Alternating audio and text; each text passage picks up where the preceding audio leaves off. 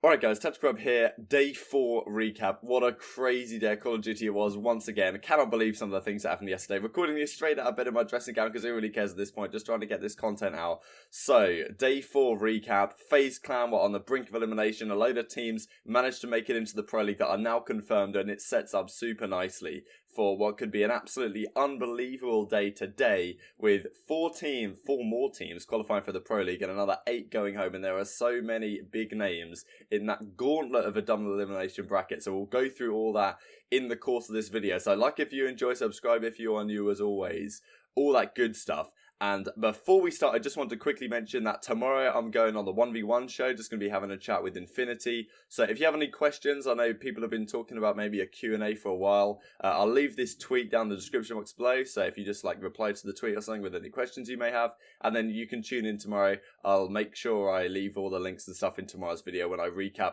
Sunday's event. Firstly, just another thing just before we start, I want to mention the roster change situation, because the way it works is the team that you qualify with from this event is locked for the Pro League for the first month. So 100 Thieves, who have now qualified, bit of a spoiler, probably in the title anyway, have qualified, and their roster has to now stick for the next month. Now, there is some situation where you can have a substitute, like an amateur substitute. So maybe you can just have the substitute all the time, which maybe would make sense. But there's roster change periods from March the 1st to March the 8th, then in April, then in June, and those are the only 3 throughout the season.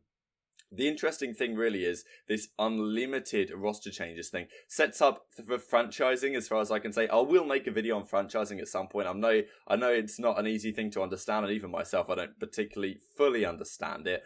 But unlimited roster changes, so you can just change anyone. You can drop your entire team and pick up another full team if you wanted to, supposedly. So anyway, let's get on to the results here, because what a fantastic day. I'll try and breeze through these because we have a lot of reactions from like the community and some crazy outcomes. So 100 Thieves beat XLG, that's BZ's team. This was super convincing. 100 Thieves looked a little bit better on day 3. And yeah, they looked super good here. The hardpoint was almost perfect. The S&D was very solid. They dominated the control. So very happy to see how 100 Thieves were looking. Yeah, I didn't want them to go out, because if those players weren't in the league, it would just be a travesty for Call of Duty, really. EUU versus Mindfreak. Mindfreak are throwing it away, man. I'm not going to lie. It's a classic for Mindfreak. They were 4-0 in the pool, and then they had to beat EUU here just to qualify. EUU win this matchup, and that gives them, they gave them a fantastic chance of making the Pro League, which they inevitably did. So we'll go on and look through the teams that qualified when we go further up in a second. Red beat Nation and Power, pretty much a must-win match for them to give them a chance of making top 2. Midnight take down Mazer with a 3-0 to finish 6-0 in the pool, in a 100 Thieves pool no less. What a fantastic result from those guys. In the Pro League guaranteed since yesterday. They were the first team to qualify. So cool to see new amateur players in the scene. And yeah, we'll have to see how they do. Sween E6 was an interesting one. Enigma 6 looking really good. Incredible that Frosty, E6 made the league. Incredible that Frosty wins the final Halo 5 event like 2 months ago, comes into Call of Duty and now qualifies for the Pro League at his first attempt. It's pretty remarkable, I'm not going to lie, and I'm very impressed with Enigma 6, and yeah, the Kismet is absolutely fantastic talent, so yeah, happy for them. Sween nearly got this to a game 5, they lost like 250, 246 or something in map 4 to try and give the reverse Sween a go. But yeah, ended up losing. LP lost 3-1 to G2. Just so bad for LP. Like, I do want to do some more content around the format and the like for this event, because there has been some complaints on Twitter. And when you think about it, the fact that LG came top 4 at Vegas, and then LP came top 6, but yet LG are guaranteed the Pro League, and now LP, have no chance at all. Maybe you could say that's deserved, but like, maybe there should be a better way than just saying fully top 4 at Vegas, because, LP were just 1 match away from qualifying for the Pro League, and now they come to the PLQ and they're complete garbage. So, like, who knows whether LG would have been the same if you gave them another month or so since Vegas. So it's an interesting one. I'll definitely make more content on it further down the line. Reedy has been having a chat on Twitter. And yeah, if you want to look through some entertaining tweets from yesterday, his Twitter is a goldmine. Envy Giants, Envy win this one. Really close series, actually. Silly went off in the search, dropped like 18, 19 kills or something. This basically qualified Envy for the Pro League as well. Probably the only team right now that's really looking competent that could compete with like maybe the OpTic eUnited Splyces of the world. Don't think LG's up on the tier of the latter of the first three I mentioned, but Envy definitely on current form look like they could compete. FaZe take down Divine. What a hell of a series this was. FaZe needed, as I said yesterday, to win both series they played and have another result go in their favour in order to even survive. They were down 0-2 to Divine, and everyone was thinking it's all over. Attach clutches a nasty 1v2 in the control to keep them alive, and they bring back the reverse sweep. Now, you know, I don't think FaZe, even after their escapades of today, I don't think they're a fantastic team still, but they do have this crazy clutch factor. It's such an interesting team composition, considering, like, they look so bad for so many days, and then when it really matters, they somehow turn a corner and can just clutch up beyond belief. And it's exactly what we saw at Stage 1 playoffs when they beat OpTic in those two best of fives, winning 2 map 5s. Like, they have some crazy clutch factor, the likes of which we may never have seen in Call of Duty before. But when it comes down to a match that doesn't mean so much, then it's looking a bit slow for them. EG take down Imperial. This pretty much confirmed Imperial to be down in the doldrums, really. And this was a game, Pittsburgh Knights versus Overtime, man. Somehow, Pittsburgh Knights managed to throw away their chance at league contention. They looked super good in hardpoint, but their search and destroy was just woeful, really, today. And yeah, Whalers' team gets the better of them in a game 5, and then when they go up against Spacey's team later in the day, they can't get the better of that as well. So Pittsburgh pretty much were super confident, or super close to even to making the bracket at least, and now they fall out entirely. And I feel pretty bad for Parasite and the rest of the guys, but you know, you can't say it wasn't deserved. They lost the matches they should have won. Spacely beats Mazer 3-0. Mazer's just the punching bags at that point. Red beat Movistar Riders 3-0. Reciprocity versus Project 18 was a big one for Reciprocity. They ended up qualifying off the back of this victory, and another result going their way because, you know, FaZe Black got battered by E6. And yeah, this was a crazy series. You can see right here, Rec beat them. They 33-point club them. Not really a club, maybe 34-point club. I don't know exactly what you call it. On map number 1, Seaside. And yeah, they carried the momentum from there. They were just dominant throughout that series. And yeah, Reciprocity playing such good Call of Duty against the good teams. Like, I think Teddy Rex's team is pretty decent, but against Divine they get 3-0 somehow. So who even knows? As I said, E6 beat FaZe Black 3-0. LP versus Tater Mines. This was a situation where if they had beaten Tater Mines like 3-1 or 3-0, they actually still had a chance to make it even at 1-5 due to the tiebreaker situation. But they lost map 4 like 250, 246. And after that, obviously, they knew they were just out of contention, and they lost map 5 as well. So LP managed to finish 0-6 in the group after coming top 6 at Vegas, which is pretty remarkable. And as you'll see in a second, I don't know what some of these players are going to do. Envy versus Fact Revolution, a hot 3-0 for them. They finished 6-0 as well, do Envy. So impressive stuff from those guys.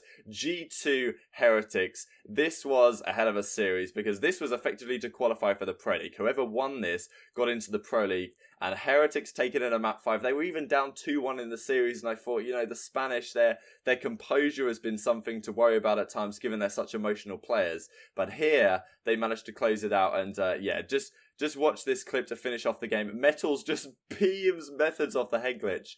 5-3 on this Arsenal Search and Destroy. And yeah, I'll just play this entire clip out because the passion shown in this clip. Look at that snipe from Lucky as well. Like, this guy, yeah, this guy does not have nerves. If there's anyone who does have nerves in the Spanish scene, it's not this bloke.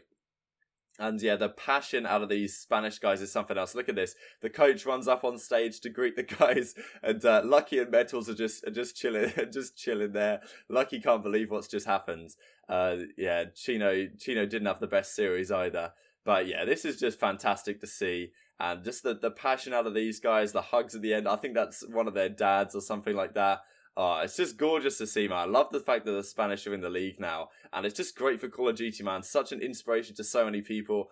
Yeah, as I say, the passion is just unmatched with these Spanish guys. And the chat was loving it. And yeah, I'm sure the Spanish guys at home, if there's any of you watching, are loving it as well. And I'm really happy for them. It's so good. We actually have a global pro league. So, yeah, Heretics are in the league. G2 have a second chance. They're going to be in that bracket. We'll go through the bracket in just a second. Sween versus FaZe Clan. FaZe needed to win this series in order to even keep their hopes alive. Sween were going to be in the bracket regardless, so it doesn't matter too much for them. Nothing particularly to lose for Sween. But FaZe, yeah, they map 5, they managed to come up clutch. This is an, I had to show you this. This is a clip from Celium in the very last round, and watching this live was just unbelievable. He gets the 2-piece onto Dylan, just absolutely destroys him, and then, like, people were saying that Celium, maybe after they were struggling the first few days, like, he wasn't a good pickup. And I was like, well, clearly you can't really blame the guy who's just joined the team. And look at the 4-piece, baby. Unbelievable. Celium just sits there. He's like Jerd on the sticks. He's just chilling. Everyone else is hyped.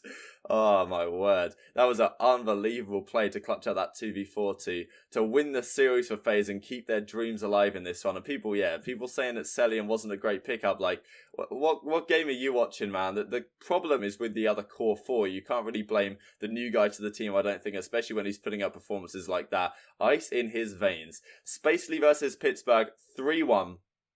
This rules Pittsburgh out of contention. Pretty sad, but Spacely stay in it, and I guess one of these teams had to lose out to get into the bracket because they were both underperforming, and Spacely's Pittsburgh Knights just can't win a S&D to save their lives at this point. And then EG take down EU 3-0, but at this point both teams had already qualified, I think. So, and actually maybe EU had already qualified and EG needed to win this to qualify, so there was definitely more pressure on EG to pull it off. And yeah, they managed to do so, and EG and EU qualify for the league. So if we scroll up right here, we'll see exactly what happened in the groups. E6 Reciprocity. FaZe Clan come out of nowhere. After I said that they have like an 82% chance or whatever to fail to make the league, they come 3rd in the pools, which is actually massive in terms of the games they have to win when we look at the bracket in just a second. Heretics make it out with LP going home a 7-18 map count. See, like, if they'd have won that series against Tatum Mines, they would have won the map count battle, I think, against the other teams they're up against, and would have actually had a second chance. But on the way they were playing, it probably wouldn't have meant too much. Midnight and 100 Thieves get through. So after 100 Thieves, all the struggles, everyone making fun of them, saying they're awful and whatever. They lose one series to Midnight, and they lose one series to Pittsburgh and Knights, I think, to 100 Thieves. So, at the end of the day, they lost to relatively solid teams, and Midnight looking something else, and 100 Thieves turned it up over the last couple of days. So, I've got to be happy for Nadeshot and those guys that they managed to get in the league and have a chance to, make some changes or, see what happens going forwards. EU make the league as well, so Spoof and Mayhem, Skies, those guys, they finally get a chance to get in the league. They've been in and around that region for a long time, and finally they have a chance to prove themselves on the big stage. This organisation seems pretty good as well. There was a tweet of the fighting team, or like fighting games players from this org, like tweeting a congratulations to those guys. It was like a video call, so it's pretty cool. And yeah, Red Reserve, Mindfreak have a second chance. Mindfreak, after being 4-0 and having such a great chance to make it out, they throw it away in the 2 series that they lost on the final day to EU, and not only the 1 series they lost on the final day, but they lost to Red the day before as well after being 4-0. And yeah, Movistar Riders as well to have a second chance. So we'll go through the bracket in a second. This is how it works, basically. This is the 3rd place team up here, and they play the winner of the 4th through 5th from the various pools. So we have Fact Revolution XLG round 1, Sween, Movistar Riders, Mindfreak, FaZe Black, Space, Tatum Mines. So whoever wins those will then go up against FaZe.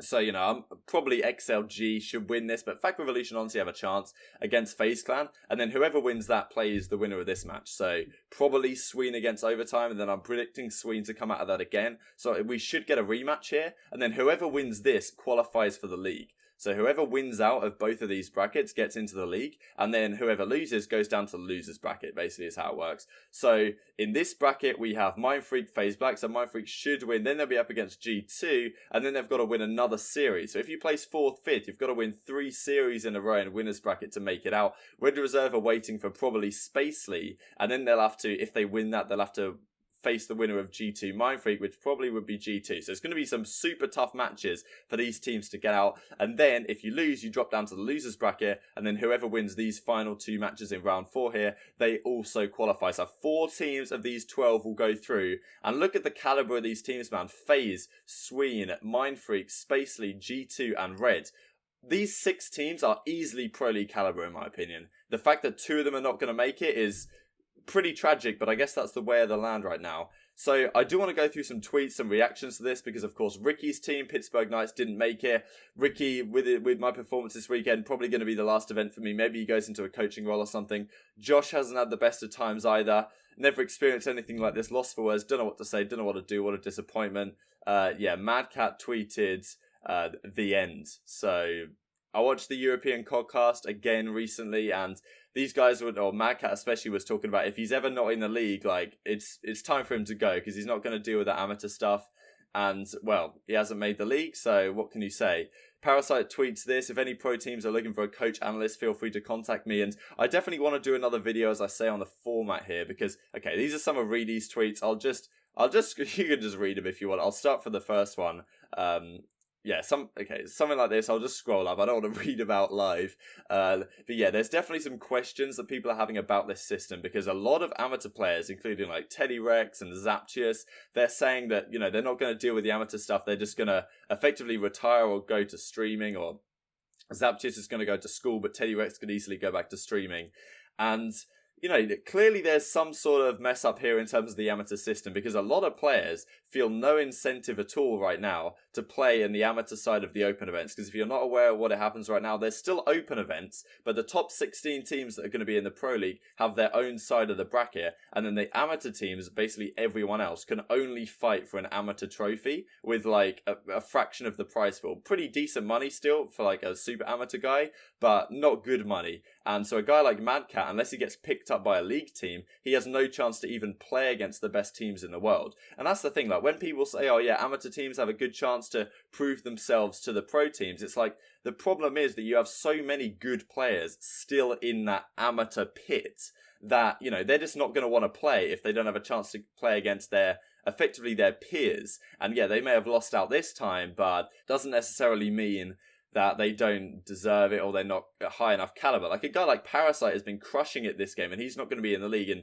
he's not going to get picked up by a pro league team, put it that way. Like just the attitude situation, the bridges he's burnt over time. This was his chance to get in the league as far as I'm concerned. And okay, maybe he becomes a coach or an analyst or something like that, which would fit his skill set, I think, nicely. But he's such a good player to waste, I think. And he's not going to be battling out for $1,500 or, whatever the hell the prize pool is, or $15,000 or whatever for the amateur side of things. It's just not going to happen. So I do want to make another video on the format. Yeah, that's pretty much all I wanted to say for today. So the format for the last day. Tune in tonight. I'll leave the link in the description box below, all that good stuff. 8 teams have qualified. E6 Reciprocity, Envy Heretics, Midnight 100 Thieves, EG and EnvyUs are in the league to join OpTic, LG, eUnited and Splyce. And the final 4 teams will be determined out of these 12 tonight. So it's going to be a massive one. Hope you guys enjoyed. Thank you guys so much for watching. Like if you enjoyed, subscribe if you're new as always. And I'll see you next time.